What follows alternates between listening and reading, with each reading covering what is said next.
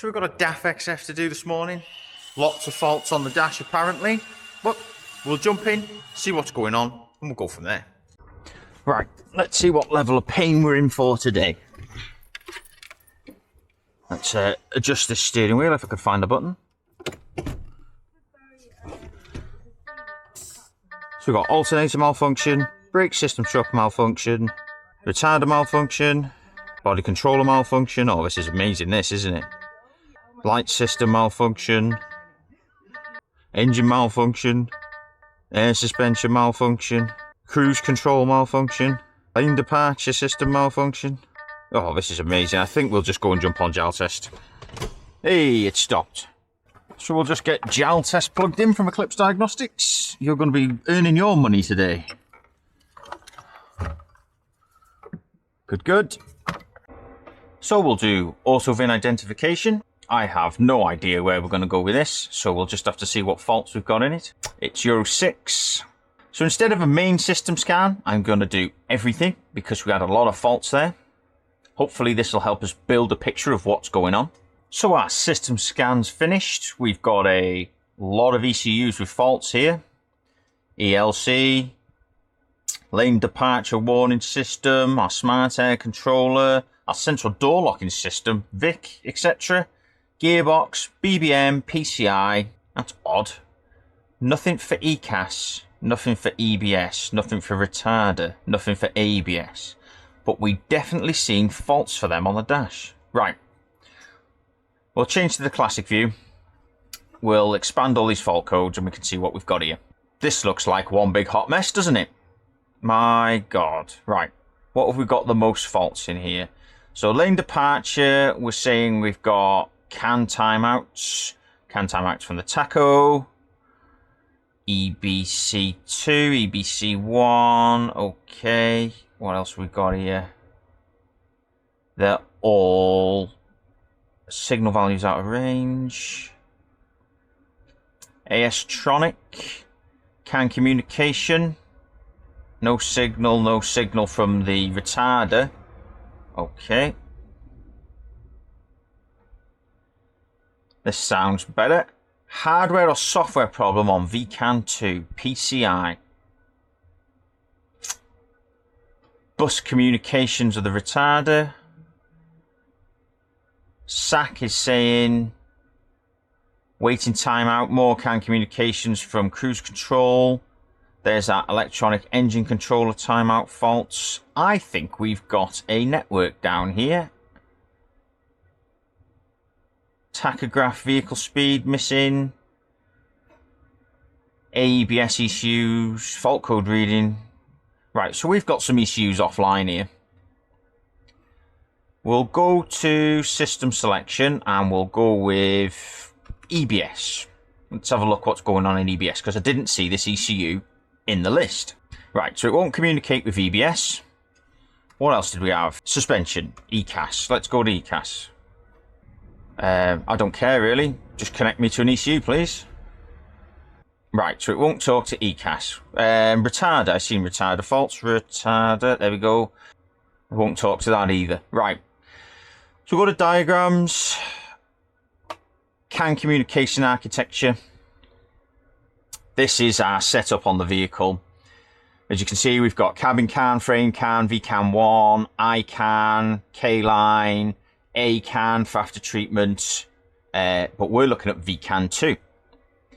So we can't talk to this, we can't talk to this, we can't talk to this, we can't talk to that. So somewhere here on VCAN 2, we've got a loss of communication.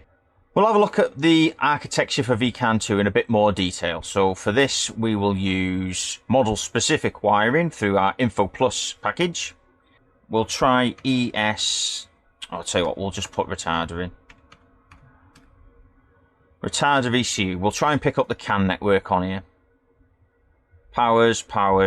There we go. Right. So this is our VCAN 2 CAN architecture, but as it is in the vehicle, system by system, ECU by ECU. This is what's so good about these dealer diagrams from JAL test. So we've got here tacho, instrument cluster, VIC3, Then it goes ECAS ECU, EBS ECU. So these two ECUs are offline. That's offline. That's talking, but that can be on VCAN 1. That's offline, and that's offline. So we'll see if we can talk to our tacho, our instrument panel, and our VIC. And if we can talk to them, my next stop's going to be the ECAS ECU in the passenger footwell. So we'll see if we can talk to VIC, which I'm sure we can, and DIP. And then we'll go to ECAS ECU, I think. So we want VIC and DIP. Diagnostic menu, so we'll just go with... We'll start with DIP. Can we talk to DAF instrument panel? Because this is on VCAN 2, or is it on ICAN? That's a good question. Yeah, we can talk to that. Right. Can we talk to VIC? VIC 3. Can we talk to VIC? Yeah, we can talk to this. See? Right. My next big one now is, can we talk to... Well, we've already tried ECAS. Right, let's go and have a look at this ECU, I think. Right. So we'll just get into the fuse box. This here is our EBS 3... No, that's our ECAS ECU, sorry. This is our fuse board. We'll whip this bottom one off here. Let's get in here. Right. Now, blue and yellow. These two wires here, funnily enough, are our CAN wires for VCAN 2.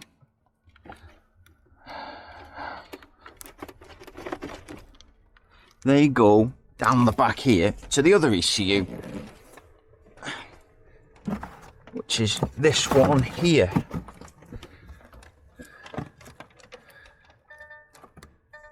There you go. Can you hear that? So there's something wrong with the wiring here. So we'll better investigate this, see what's going on with this wiring harness. So it looks like someone's cut into VCAN 2. And when I manipulate these wires, it sets the warnings off on the dash. So I think we'll have this plug out of EBS and we'll see what's going on there. So I've just stripped the plug down. As you can see, our CAN high and CAN low on VCAN 2 have been cut, bared back for some reason. I have no idea why this is. I've checked all the pins. They don't look like they've opened up, but definitely when I'm manipulating this harness, the fault starts and goes away. So I don't know what to do here at the moment. Do we replace VCAN 2 or do we start looking at the powers and grounds? But I can't see any broken wires. I don't know where to go with this at the moment. So I've just plugged our EBS ECU back in now. I'm just going to manipulate these CAN wires, see if we can get it to play a song. As you can hear, every time I touch these bare wires,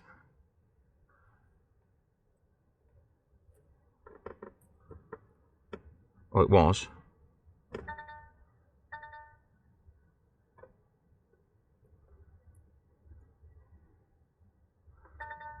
Right.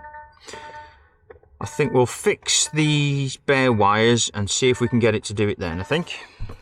So I've just put a piece of wiring now on VCAN 2 and I've also managed to cable tie the wiring harness up as it should be. It's all done properly. Certainly now, when I start hitting it, we can't get the warnings to come on, so I think we fixed it. So now we've got some communication, hopefully, on VCAN 2. We'll see if we can communicate with the EBS ECU. Well, we're straight in here, aren't we? All our faults are now inactive. Can we talk to ECAS? That'll do. Straight in there. Brilliant. Talking to the ECU. There we go. I'd say that solved our network issues.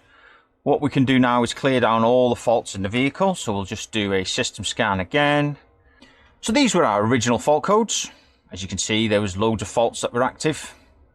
What we'll do now is we'll refresh our system scan. Now I've rescanned the system, you can see on our CAN topology that we've got a lot of without active fault codes, and all the ECUs we didn't have any communication with before are now communicating. If we go to our other view here and go to expand all faults, all our faults are now inactive, which makes me happy. The only one I'm bothered about at the moment is we've got a lane departure warning system fault here. Signal values out of range, but we'll clear all these down now and see how we get on. Right, let's check the dash.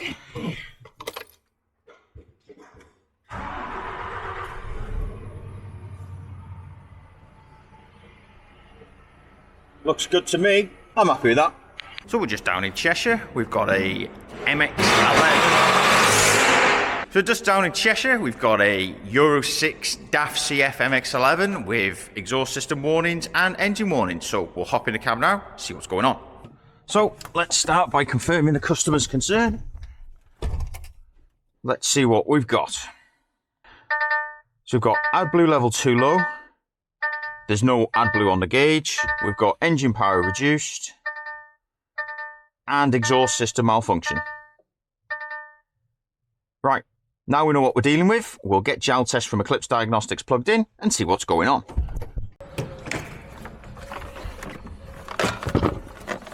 Let's get this plugged in here. Oh, what's going on here?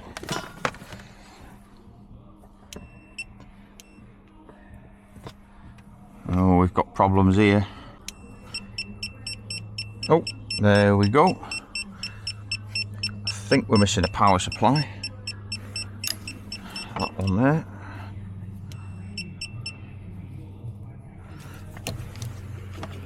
Oh.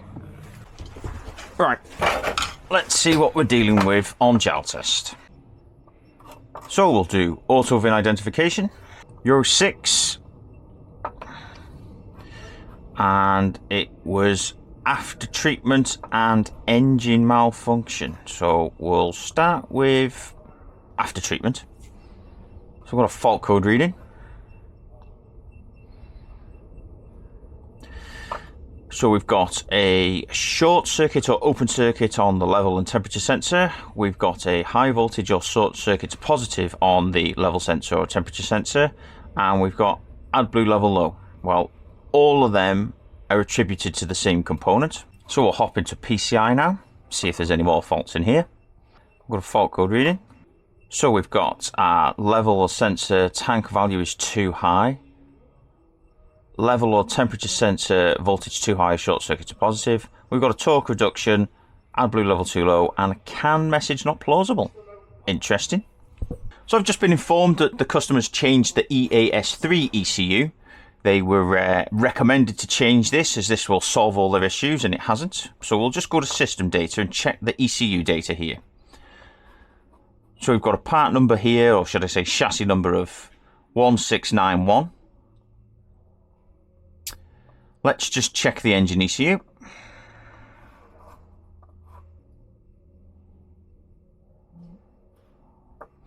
And in our ECU data on the engine ECU, we've got 2444. So we've got an incompatibility mismatch here, and this is most probably what's causing our issues with the AdBlue level sensor. So we'll just go and swap the EAS3 ECU. Yes, I think it's going to be that easy to fix this fault, and we'll go from there. So we'll just knock the ignition off before we refit this. Right, let's jump under the truck, get this on. As you can see, somebody's already been at this because they've changed the ECU.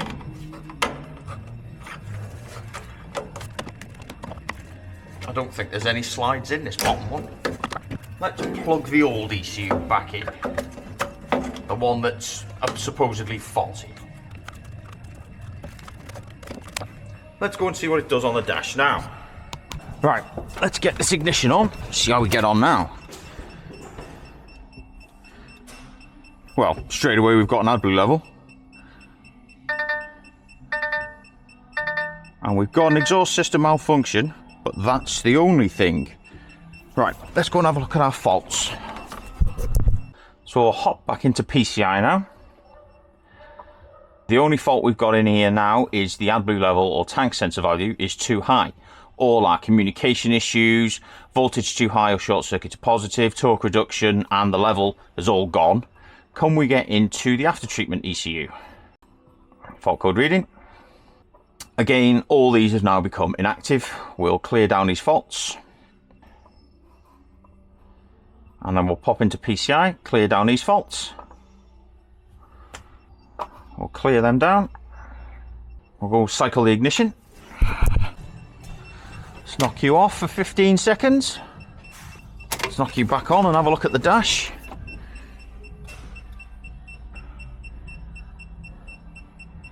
Oh, well, this looks good to me.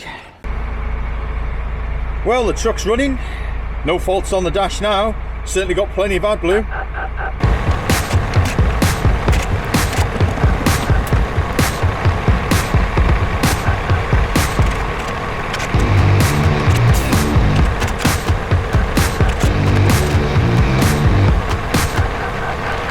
I hope these two videos show that it isn't always the truck to blame and how important it is in understanding these systems when you get called in to pick up the pieces. How would you have approached that CAN communication issue on the first truck? Let me know in the comments down below. As always, if you don't want to miss anything from me, hit the old subscribe button. If you've enjoyed this week's video, please give it a like and a thumbs up as it really helps the channel, and I'll hopefully catch you next week.